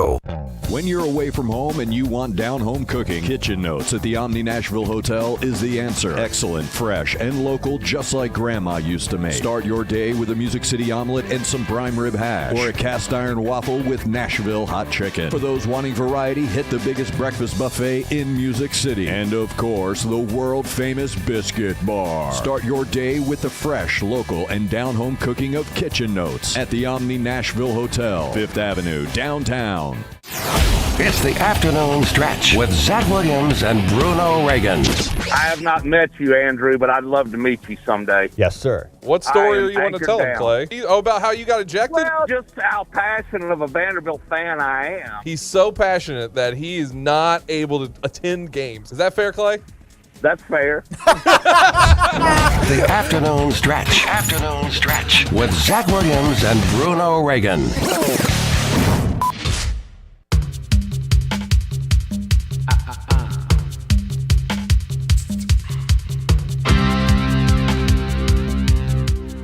Well, the Colts are definitely talking to anybody and everybody. They have put in a request to interview Cowboys defensive coordinator Dan Quinn. Yeah, okay. By the way, Dan Quinn's going to get hired. Yeah. Former Seahawks head coach, right? Although I keep saying that. No, he was DC. No, he was the Falcons. Atlanta, yeah. He did a good He was job. in Seattle before he went to Atlanta. Or was it from Matt? Listen, he, had a problem, and, history got in the way, and, some stuff happened. They just finished that off. Yeah, He'd be a Super Bowl winning coach. 28 and then they can't take the stripe away from you. Once you get it, you got it. Was it the Oshie? What is happening to me? Yeah, I'm drinking water. I've got. Are you sure? Yeah. Okay. Well, yeah. I guess you could say it's a clear liquid, so you don't know. That's fair. Could be a lot of different I know. things. It is like water. That. Okay. I can't talk all of a sudden. Wasn't it Shanahan? Wasn't he the OC? I believe so. Right. Then he got hired by San Francisco. Right. He after did. They lost. But he had the last name Shanahan. So I know. Well, I know. Yeah, that helps. tends to help. That helps a little bit. That always helps in the interview process. Mm-hmm. But yeah, they were up 28-3. Dan Quinn was the head coach. He did a good job at Atlanta. He kind of unraveled late, but obviously they haven't done anything since Dan. So it's not like Arthur Smith's been down there. They can't find a quarterback, and that's Listen, and as Tony just talked about there down in Jacksonville, the inability to find a quarterback is currently in this NFL murder. If you don't have a quarterback, you don't have a team. Well, right now, the only team that's bucking that trend right now is San Francisco. Yeah. Like they don't have the guy that we're identifying as, the guy, yeah. No, they don't. Oh, yeah. Now, has he played well? Yeah. He hasn't hurt them. He doesn't. No. Yeah, he's fine. Yeah. But, I mean, to your point, look, Geno Smith, it's a great story this year. He is, yeah. But, Geno Smith went to San Francisco, and in the second half, he disappeared, they disappeared, and San Francisco took over. Couldn't anything going. But, look, what we have left. I mean, look around. Is it a seat? Trevor Lawrence, first pick in the draft. Yeah. Josh Allen. Yeah. Joe Burrow, first pick in the draft. Patrick Mahomes traded up to get him in the first round. Yeah. What was he, 12th pick, 10th pick, something Mahomes, like that? 12th? I think I want to say 12. 10th or 12, yeah. But, I mean, it's – No, you got Prescott, you got Hurts. The NFC's a little bit more NFC's interesting, a little different. isn't it? Yeah. But they're not, even though they are not number one picks, they are what you would call franchise quarterbacks. Especially Jones was taken 6th overall here. Yeah, especially Prescott. Prescott, he's on his second contract. He got one of the big deals. 4th round pick, though. Hey, listen, sometimes it happens like that. Yeah. But, still, you found him. You've developed him. He is your franchise guy. And if the Cowboys cut him, there'll be a line around the block to sign him. Look, I don't want to keep beating, but I guess I am, okay? This is why 3 years ago I was banging my head against the wall and screaming because I couldn't figure out why nobody else – I felt like Will Ferrell in Old School. What are you talking about? Right? Like, come on, let's go streaking through nobody the else quads for to the what? gymnasium. And, like, I'm running through the streets with Brady painted on my chest, and nobody's running with me. Nobody's no. Then my wife pulled up in the minivan, and she's like, "What, Darren? What are you doing?" Yeah. Like, what? Hey, honey, we're going streaking. No, just you're the only one. No, just you. You've got Brady written on your chest, and that's not a no good one's look. streaking with you. Not a good look. Not a good look. Because this is why. This is what my whole argument was. If you don't have that, more times than not, 90. Figure out the percentages. 90-something% of the time, you're just not going to get to the finish line. No. Every once in a while, an anomaly happens. But you really need the way the league is set up. Yep. And it's not just pros. It's college, too. Yeah. The way it's set up, you got to have that dude under center, or 9 out of 10 times or more, 10 out of 10, you ain't getting there. No. And it's like, they need. Is Ryan Tannehill been good? Yeah, sure, no problem. He's not. Won a lot of ball games. He's good. He's good. Thrown way more touchdowns than interceptions. No. Is he elite? No. So go get that elite guy. That guy is elite. I know he's old, but he's elite. Yeah. Which makes him different than everybody else. Yeah. And nobody would streak with me. It's hard to break the old model. And trust me, it took me this year to get there because you keep thinking what we have been installed with. And I'm just going to, get this off my chest here real quick. Here in Tennessee, and again, I've lived here, 30 years or so, we have been installed with a certain philosophy. If you watch the Vols and you watch the Titans growing up, what have you seen over the last 30 years? You have seen Jamal Anderson.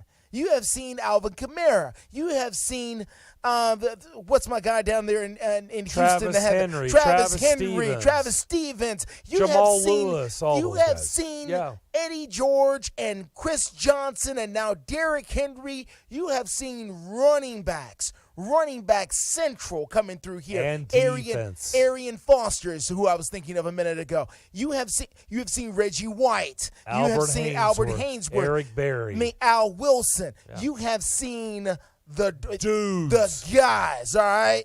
That's who you've seen. Now, you had some Peyton Manning, some Heath Schuler. Yeah, you had some of that.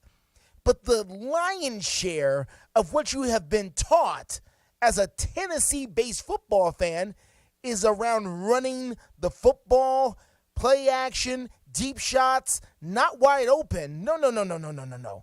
It is a more conservative approach. But in fairness, Justin, the leagues were more set up. Like college wasn't. Remember there was a time and a place when everybody thought that guy out at Oregon? Yeah. Like, wow. Was weird. His name is Chip. He was weird. No, definitely. And see, when I first met Devlin a couple of months ago, and Devlin was like, I really don't know a lot about Chip Kelly. I was like, because Chip Kelly, Devlin, was that weird guy. Okay? Like, what is he doing out there? What's that crazy guy doing out there? He was all shotgun all the time. Nobody was doing this. Nobody. That's what I was going to say. Remember when Oregon was doing something nobody else was doing? Nobody. Now, you know why Chip Kelly is not relevant? Because everybody's doing it. Everybody bit his style. He doesn't set himself apart from everybody because everybody's doing it now. Yeah. But he was the first guy that was out there. That's my point, is you just had, a place here, a place there, but it wasn't everybody. Now it's like that's what you have to do. Yeah, it was him and June Jones at Hawaii. Right. They were the guys. Yes. Shotgun formation, 5 wide receivers, and let it fly. Hey, June Jones, don't laugh, had a lot of success. Yes, he did. Just slinging the ball around. Yes. Trying to score 70. Nobody else was trying to do that. And then came Mike Leach, and, and away we rolled here. Yeah. But now everybody's doing it. Mm-hmm. That's the point is now you have to. Yeah, but it takes a while to get to that point to where you realize, man, you mean all that stuff I learned when I was a kid? You mean run the ball, stop the run doesn't work anymore? Wow. Because that's what you have been hard pressed with for decades. And so now the idea of a 40-something-year-old quarterback, think about, your coaches or father figures growing up. If you brought to them the idea of a 40-something-year-old quarterback, they would laugh at you. Not 40-something. Mid-40s. If he plays next year, he'll be 46. It's blasphemy. It's blasphemy to everything you know as a football person. It is blasphemy to your foundational knowledge of football. Yeah, because 36, it's like, okay, it's time to put him out to pasture. Yeah. He's 36, He's 36. Man. He's too old. Great career. Yeah, but had a good run. It's time to go. Yeah. That's been the thought forever.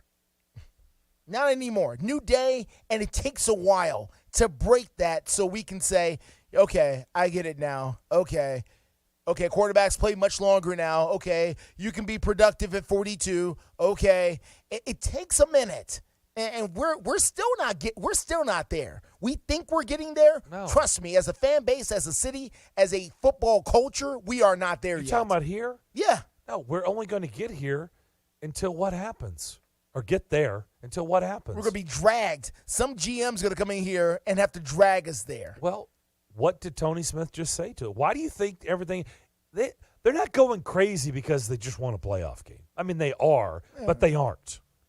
Why is it Duval? Why is it crazed? He just painted the city is losing their mind. Why? Because they believe they've turned a corner, and it's not just a one-off. Like Blaine Gabbert, everybody knew it was a one-off. Like, come on, man. They think they've arrived. All right. Well, because you have Trevor Lawrence. Sure. You have the first pick in the draft. You have a guy that was taken number 1 overall, and everybody, they believe down there he's going to be the guy that they always have a chance as long as they have him. Mm-hmm. Now, we don't know if that's true or not, No. but they believe they have that guy. Yeah. It's better than having, I don't know, Zach Wilson. Yeah. It's better than having, do we need to start going through the quarterbacks? No, we don't. Right? Because we know the answers, Yeah. right?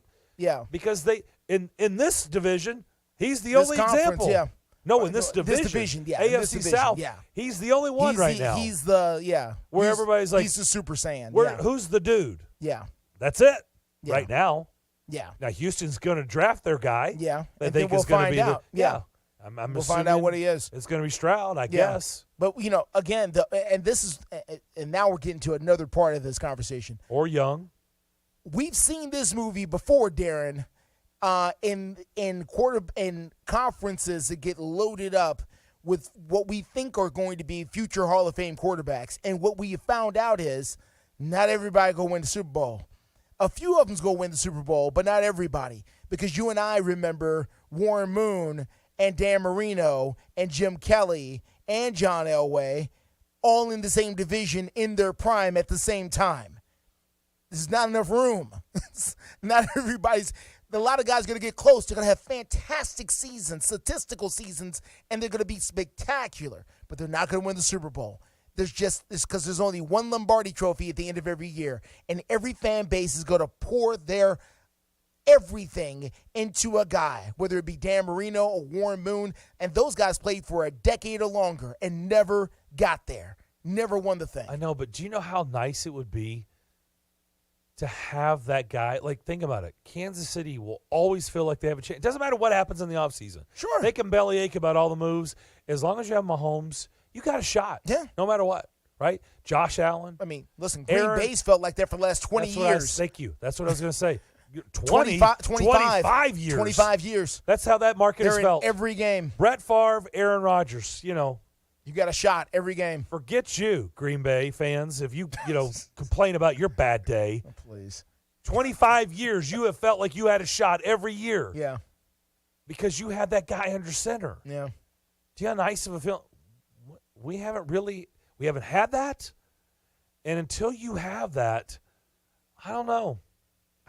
Look, you can change the philosophy, but until you have that person, how are you truly going to have that feeling? That's the only reason they have that feeling in Jacksonville, because they're like, hey, man, we've arrived. We have the guy. Look, he just did it. He just won. We came back. We were 3-7. We came back and we won the division, and now we were down 27-0, and we came back and won a playoff game. Again, the question is going to be whether or not they're actually looking for that guy. Whether or not they're going to. You're talking about the Titans? Yeah. What, if they're looking for him. Is it realistically the only? I mean, I guess not realistically. No, it's not. No, you can do a lot of different things. But Derek Carr's not that guy. He's good. He's not great. Yeah, but you can talk yourself into a Derek Carr situation where, if we get Derek Carr, we've had a couple of pieces, Really? he can be the guy. I said you could talk yourself into it. Well, you can talk yourself into a lot of things. You can talk yourself Doesn't into. mean it's the right. You can talk thing. yourself into Derek Carr. I talk myself into things all the time. Clearly, you talked yourself into streaking with Brady across your chest a couple of years ago. And that didn't work out. Late at night, I'm like, this is a good idea to have a big bowl of ice cream. No, it wasn't. I talked myself into it with hot fudge on it. But it's not a good idea. No. Let's go to Bill up in Hendersonville. Bill, what's up? Hey, fellas. Good afternoon. Yeah, It's good afternoon. a beautiful day out here in Hendersonville. Yeah. No rain right now. No rain. Before I get into last night, I feel like I need to at least address one of your fellow callers and a fellow Cowboy fan, and Eric, and saying, Eric, I heard your call yesterday, and you lost about losing your mom.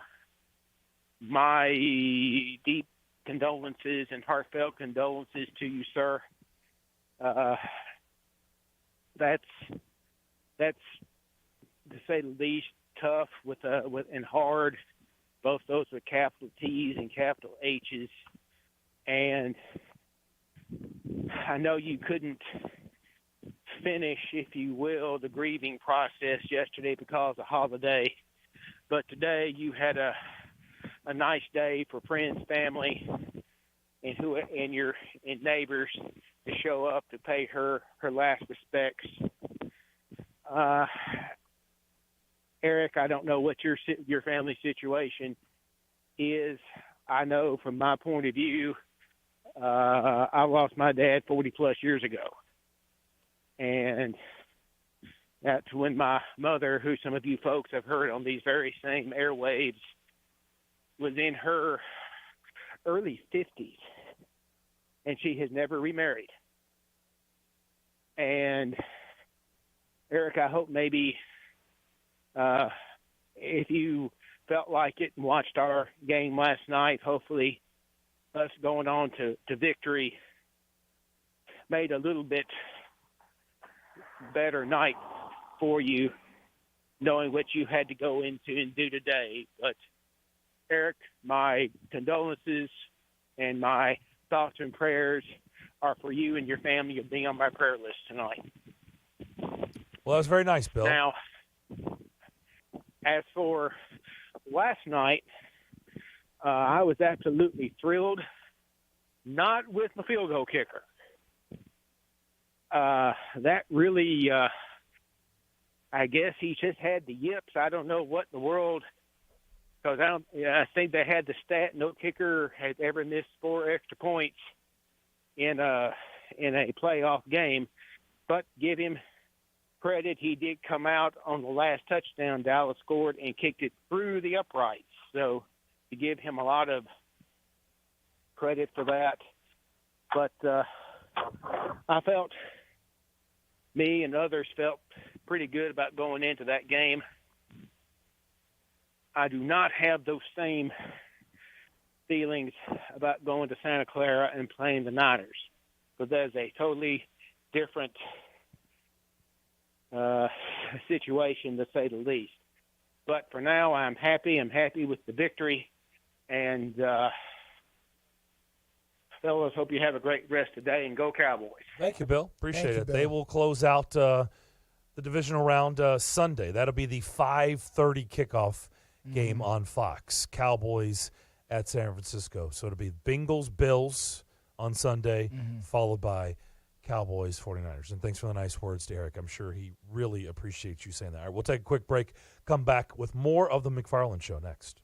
Are you looking for a trusted partner who knows AT&T business inside and out? ABS Communications is an organization built on the premise that telecom solutions and working with companies like AT&T can often be complicated, and the customer needs someone to help them navigate through these complexities. They make complex simple. Whether it's helping maintain, manage, or secure your business, ABS Communications is here to help with all your business telecom and mobility needs. Their business was built with the goal of simplifying the process of connectivity for the customer and establishing a long-term relationship of trust through transparency and accountability. ABS Communications is a top 5 AT&T authorized agent with over 200 years of AT&T technical experience. You can call Mark and the gang at 615-349-8588, or you can visit their website at abscomm.net. And remember, mention the McFarland Show to ABS, and you could get up to $250 in a Visa gift card for new ABS business customers. It's not easy being the one everyone counts on to keep your operation running, no matter the weather or supply chain hiccup. But we get you, Raymond in Buffalo, Maria in Miami, and Jules in Troy, taking control of everything that's under your control. At Grainger, we're here for you with high-quality supplies for every industry, plus real-time product availability and access to experts ready to help. Call, click Grainger.com, or just stop by. Grainger, for the ones who get it done. Hi, this is Joe Cordell with the law firm Cordell & Cordell. Divorce can be complicated. especially if children are involved. If you're a father and want to protect your role in your children's lives, remember Cordell & Cordell. We've helped men with matters like these for 30 years, and we'd love to help you. Online at CordellCordell.com, 317-322-0122, 101 West Ohio Street, Suite 1250, Indianapolis, Indiana, 46204. Joseph Cordell, licensed in Missouri and Illinois only. What's your next dream? Paying off your credit card, remodeling your kitchen, exploring the rainforests of Costa Rica? Whatever your dreams, they take some planning. And State Farm agent Austin Hardy is right here in the Middle Tennessee community to lend a hand. As your local good neighbor, he can help you look at the things you want to save for and come up with a plan to make those saving goals happen. Because your money should work just as hard as you to achieve your dream. So whether it's being free of debt or free to roam the world, call State Farm agent Austin Hardy here in the Middle Tennessee community. Like a good neighbor, State Farm is there. It's a Bill King Show. Smoked a turkey. Smoked it about 9 hours. You know the little red button? I've never liked that, first of all, and I don't trust it. The internal temperature is what you should trust, not the stupid red button. That red button never popped out either, and I was starting to get worried because my wife likes the red button. I don't. Weekday mornings beginning at 6 on Sports Radio 560 on 95.9 FM.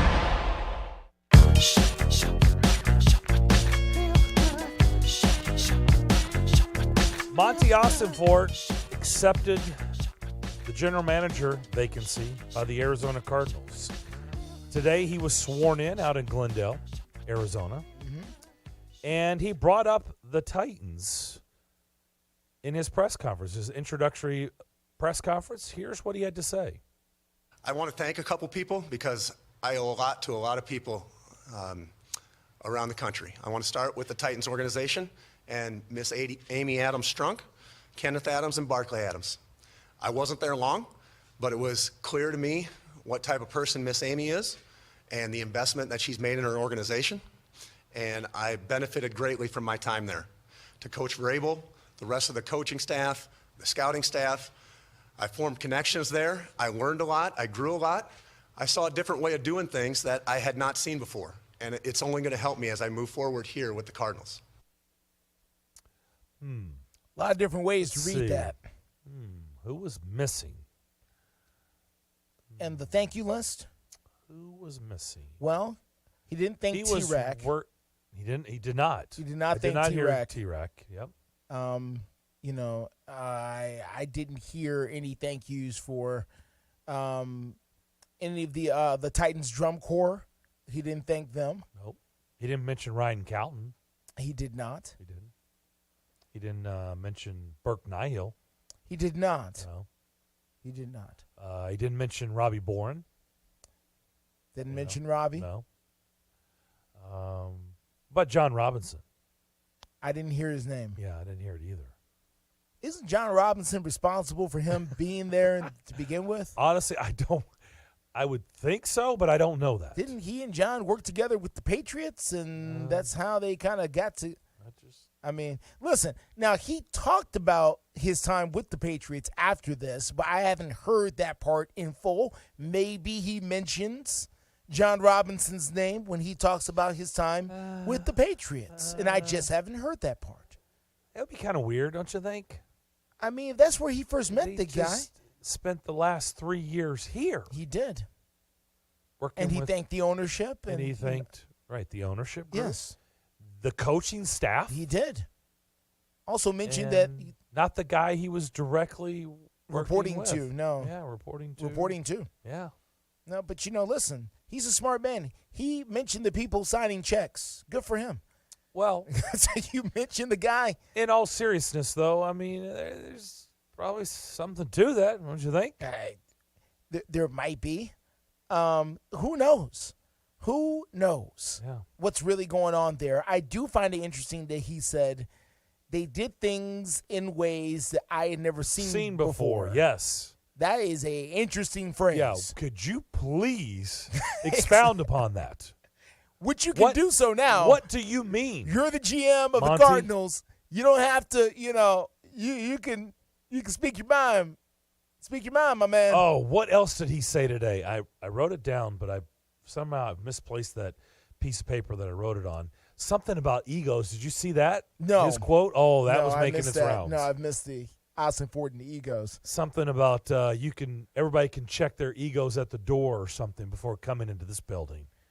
And, immediately what everybody's thinking, right? Like, Hey. Monty Austin Ford says, according to Pro Football Talk, that ego would not be tolerated in this organization. Who could he be talking about? That is the direct quote there. I don't know. But I connected a dot just like a lot of people did. Hey, Kyler, did you hear what your new GM said? Hey, as a matter of fact, Devlin, I just retweeted it, the exact soundbite. So if you want to go to the top of my timeline, it should be there right now, what Austin Ford had to say about egos in the organization here. Let's do this real quick, Devlin. Let's step away for the last time. Clay, we'll get to you on the other side. We'll also play that clip before we get out of here on this Tuesday edition of the McFarland Show. Nashville's first curling venue is here at T-Line Nashville. Come check out T-Line Nashville and experience the world's fastest growing winter sport today. Curling is a fun and simple sport that's a perfect outing for friends, corporate events, families, or parties. T-Line also has classic bowling and modern bowling mini games. With over 20 HD TVs, you can come watch your favorite teams and some of the best food and drinks here in Nashville in the large bar and grill area. They also have an outdoor area with a fire pit, and you can't forget the live music. T-Line Nashville is a one-stop shop for a great night out. Located at 106 Duluth Avenue and online at tlinenash.com. You can book your party now or give them a call at 615-439-1024. That's 615-439-1024. And make sure you give them a follow on Instagram and Facebook at T-Line Nash for all the news, events, and updates. T-Line Nashville. Nashville's first curling venue is here.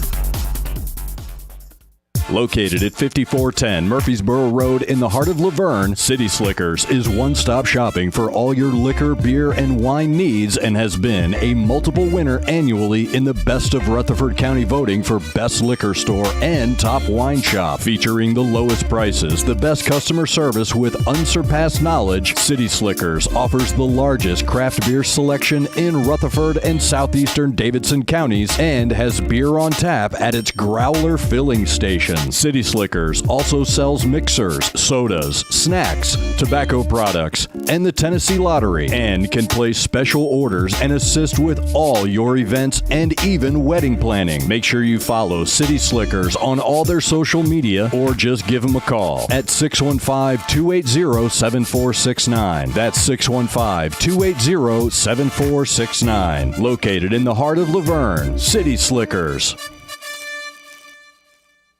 As a professional realtor in Nashville for more than 40 years, Richard Courtney is one of the city's top-ranked real estate brokers. He's also the author of 2 books and the real estate columnist for the Nashville Ledger. What does all of this mean to you as a home buyer or seller? Expert knowledge, guidance, and trust. Give Richard Courtney a call today at 615-300-8189. That's 615-300-8189 or online at richardcourtney.com. Hey guys, it's Zach from the Afternoon Stretch. I want to invite you to T-Line Thursday, January 26th to join Bruno, Reagan, and myself for our live show. T-Line is located at 106 Duluth Avenue in Nashville, and we will be there from 4 to 6 p.m. And you can meet Bruno and me, most importantly me, in person. Come hang out, enjoy the great food, games, and join the fun with us January 26th from 4 to 6 p.m. live from Nashville's first curling venue, T-Line Nashville.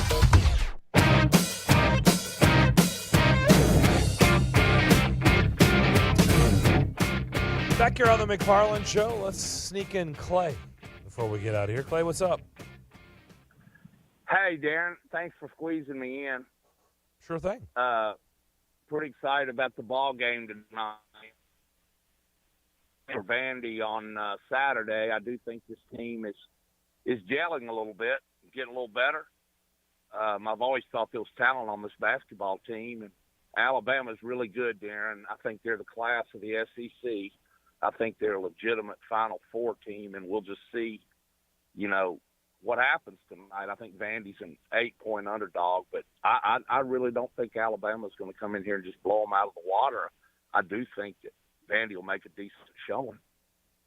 Oh, I think so too. I would be disappointed if they don't. It's 8.5. If you're not going to Memorial Gym tonight, you can watch it on SEC Network. I think it tips at 7:30 tonight. But we've talked about it already. We talked about it yesterday and today. I suspect Vanderbilt will use the momentum from Saturday's big win over Arkansas, and they'll carry that into tonight. And I think it is going to be a good game. I'm obviously not calling for a win, but I hope it's nip and tuck, and I hope we're maybe a last possession. That'd be cool to watch. You guys have a great day. You do the same. You too, man. And I agree with Clay. Like Alabama's not just the cream of the crop in the conference. Like they're they are. When you watch them this year, they're just as good as anybody else in the country. Oh yeah, I think. Oh yeah, very talented. And they've been waiting a while they've been building the program. This is not like an all of a sudden thing. They've been working down there. Well, Nate Oates is obviously proven to be a really, really good hire. Yeah. And I think probably the biggest challenge Alabama's going to face is when the season's over, trying to keep him. I mean, serious. If there's a big boy job, a big boy job. Which one? I'm not insulting Alabama because Alabama, but Alabama is. We all know this, right? I don't need to say it is a football school through and through, and will be, and will always be a football school through and through. Like it's cool, like that's neat, but it is always going to go. The attention will always go back to anything and everything football. The basketball team could go to the Final Four 3 years in a row, and it will still be a football school forever. Ask Billy Donovan down in Florida, down in Gainesville. Mm-hmm. There's another one. He did a whole lot of winning at a very, very high level. Absolutely. Year after year. Got players to the NBA, the whole thing. And he got tired of them always talking about the football team. Yeah. And when they did the chomp, it wasn't about him. It's a football school. It is. He had to, there were times they couldn't even fill up the OSA. It's a little place, a little arena. What's the O'Connell Center hold? I don't know. Is it like 10 maybe? I don't know. I don't know the number. Because I've never really paid attention to it. You know why? It's a football school. Yeah. That's why. Yeah. So you talk to me about the swamp? Oh, yeah. Monty Ossenfort, we were talking about what he said about the ego. Here's how he put it today. We're going to focus on a completely unified message across the general manager, the head coach, and ownership to what exactly we want to be as a football organization. We're going to institute a thorough and exhaustive scouting process.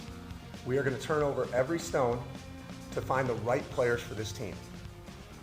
We are not just collecting talent, we're going to build a team. We're going to look for the right type of players. Ego will not be tolerated in this organization. All right. So we are going to look for focused, did you hear that, Kyler? driven, Hello. and people that are willing to put the team first. Message sent. We'll see if it's received.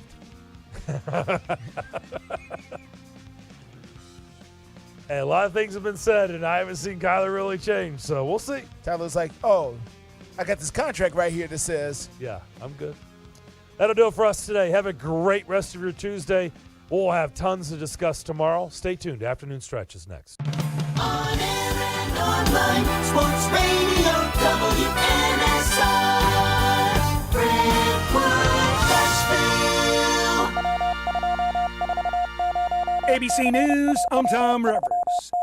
More information coming to light about a MAGA Republican blamed for gunfire outside the homes of Democrats in Albuquerque. A failed Republican candidate in New Mexico